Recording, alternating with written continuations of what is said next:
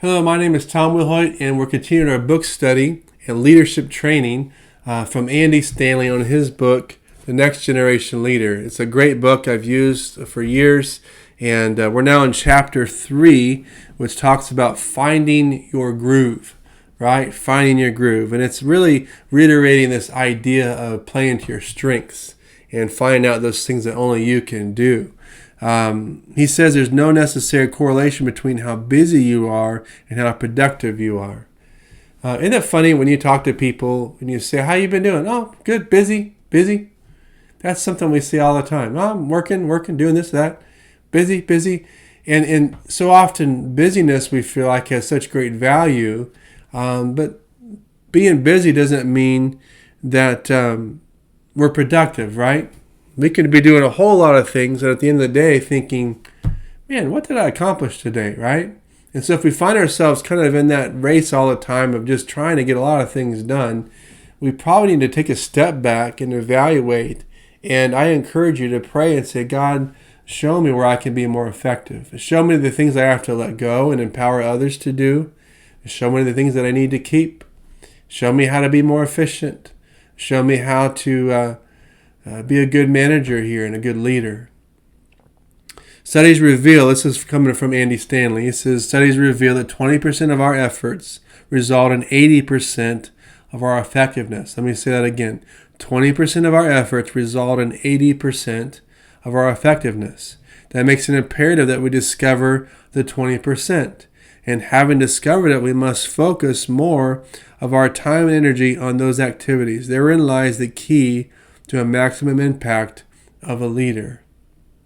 So he talks about the fact that he concluded that 80% of his professional productivity flowed from 3 activities. Again, Andy Stanley, the senior pastor of a very large church, and he's been a very effective leader. And he's saying that the top 3 things that only he can do and should do for the organization are, number 1, corporate vision casting. What that means in his field of ministry as a pastor is he is calling the vision for the church. He is the one that's setting the vision of we're going to do this. And he's casting that to the congregation. And of course, before he's doing that, he's casting that vision to the leaders around him. They're taking that vision. They're trying to find a way to put feet to that vision. But as I've said before, God often calls one person, one man or one woman to have a vision from him. And then that person gets that vision and works it through others so that a vision can be assimilated and worked out in a way where it can have progress, right? And so here it is, he's saying as a pastor, a senior pastor, he's the one casting vision for his organization publicly, right? And the second is corporate communication. So he's also he's the face of the ministry. He's the one that is responsible for doing the communication overall with the whole organization. And so when someone's talking about the organization and they're talking about the big picture and what's happening, they're communicating those things. He's the one behind those communications. And the third is leadership development. So he feels like his role is not only to corporate vision cast, corporate communication, but also to develop the leaders. Why? Because it's important for leaders around him to be identified so that vision cannot just stay where it's at, but it can thrive and grow and grow and grow. And so for the sphere of ministry and the sphere of influence to grow, we need more leaders to help sustain that growth and to keep it moving forward. And so he saw those 3 things as his core competencies, those things that he enjoyed and were responsible for. And he delegated much of the rest to other people. Now, if you're a senior pastor, this very well may be your 3 things that you focus on, or maybe something a little different than this. If you're some other leader, of course, you may have completely different things. And obviously, if you're a small group leader or you're in the business marketplace, it's going to look different than this in a lot of ways. And so, but the key is, as a leader, you're finding those things that are your top 3 things that only you could and should do. So he said that he had rearranged his priorities so that over 80% of his time was now focused on those 3 things. Before, obviously, it was focused on a lot of different things and just trying to get things done. Man, I remember being in that rat race, so to speak, for a long time and trying so often. And I don't think I ever mastered it very well. I'm the kind of guy that likes to do as much as possible, even in a practical way. I get groceries, I come home. I want to try to do all of it in one trip. Get all those bags, and I get it all, and I come in. Other people, they might take 4 or 5 trips, but no, me, I want to do it in 1 or 2. My daughter's the same way, right? And so we like to just, get as much as we can, and we don't want to take more than 1 trip. And we kind of live our life in that way, where we just try to do as much as possible. And so I know that that's not always the most effective way to do things. And so there's better ways to do things, and obviously there's advantages to that too. You can get a lot done sometimes, but that doesn't always mean they're most productive. Sometimes I've dropped a few bags over the years, right? Okay, so one thing he says is the primary reason we do too much is that we have never taken the time to discover the portion of what we do that makes the biggest difference. You must take time for some personal evaluation. It says here are a couple of questions that help you work through this. And so personal evaluation is so important in life, especially when it comes to our faith. The Bible says evaluate yourself. In other words, take a good hard look at yourself. Why do you do the things you do? What's your goals? What's your ambitions? What's your motives? Where's your heart in this? How do you really see people? Are you seeing people in the best kind of a way? Are you just after the money? Are you after position? I can tell you that can be thrilling for a while, but after a while, it goes to a dead end, and there's not fulfillment in that. The fulfillment you will find and success you will find is when you are doing the right thing at the right time. I remember I read a book with John Maxwell, and he talked about this talk about success. He said something very important, and it always stuck out to me. He said, success is not a destination. In other words, something that someday you'll be successful. And you hear people say that someday I'll be successful. Someday I'll be the head of a company. Someday I'll have this amount on my bank account. Someday I'll have this person as a husband or a wife. Someday this or that. We come up with all these lists, and it's almost like until we have those things, till we reach that level, we can't be successful. I can tell you that is a totally wrong way to look at life, because what happens is we spend our whole life chasing something that so often we may never find, and the very thing that's right in front of us, we can miss it, right?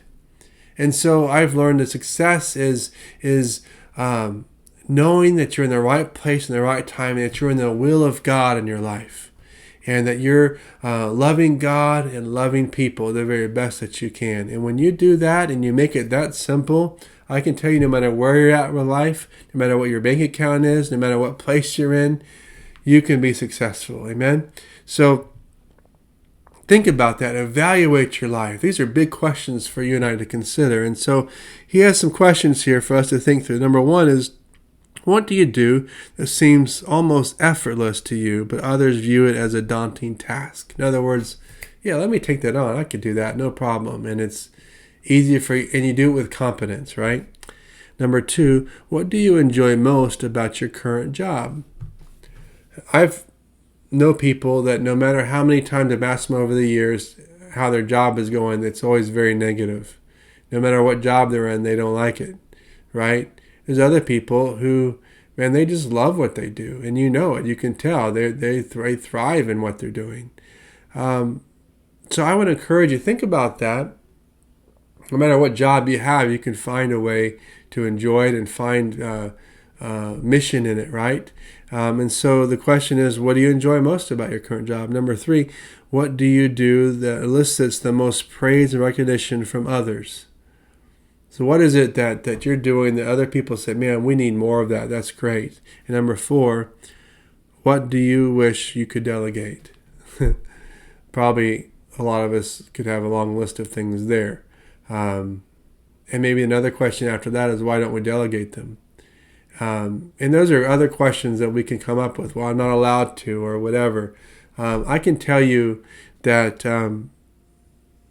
most likely in most organizations, you can delegate things to people if you find those other people. Now, there's some jobs where you're only given a certain amount of people that you can work with around you. But sometimes if you can talk to a boss and say, look, if you can have someone else do this, then I can put my time into this, and this can help the company the most, the business, the ministry. And a lot of times a good boss will say, that's a great idea. Let's do that. Let's move on that. You see, self-evaluation is a necessary step in discovering your core competencies. Also, it's important, Andy says, to get input from others. And so what that looks like is say, hey, what do you see that I'm good at? What do you think are my strengths and my weaknesses? Now, be careful about that. Because sometimes if people approach you about your weaknesses, it's so easy to get defensive. It's so easy for you to say, well, that's not true, or oh, I only do that because of this, or that's not my fault, that's their fault. And if we're defensive and we're quick to say why we're not good, or why we didn't do this, or why we didn't follow through with there, and we're quick to throw the blame onto someone else, you know what? People are not going to want to talk to us when it comes to those kind of things. They're going to say, oh, you're just doing fine. That's not what we want to hear. We want to hear constructive criticism. Yeah, thanks for that. But really, I want to know, and I won't be defensive. Tell me, how can I improve? Tell me, what am I good at? What can I do in your input that can really help this team? And that doesn't mean that they're always going to be right. But I'm telling you, when you humble yourself, I humble myself, and we can learn from others, we can learn a lot, right? And it says here in the conclusion, obviously there's times when we have to do things outside our core competencies. So this is not like, I can only do these three things and I can't help you with that. Yeah, there's times when you got to get your hands dirty and help people in other things to help them. And there's going to do things where they're going to help you in your area sometimes too. And so that's just life. But overall, Andy here is saying, and I think it's so true, try to focus on those areas that you know you're good at, and so that you can do the best at your job or ministry that you can as a leader.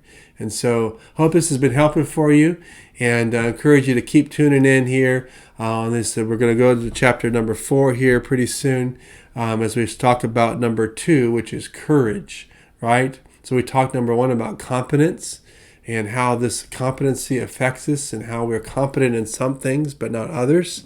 And now we're going to talk about the courage. Courage is a great thing to talk about. It's something that not a lot of people have, right? And there's times in my life where I've lacked it a lot. The courage to do something right, the courage to take a new move, the courage even to do something different. So I encourage you to watch video number 4. Hope this is a blessing to you. Have a great day. Remember, I'm praying for you and praying for anyone that's watching this, that God will bless you. I encourage you to walk with the Lord. Be strong with Him and know that He is for you and not against you. Have a great day, and God bless you.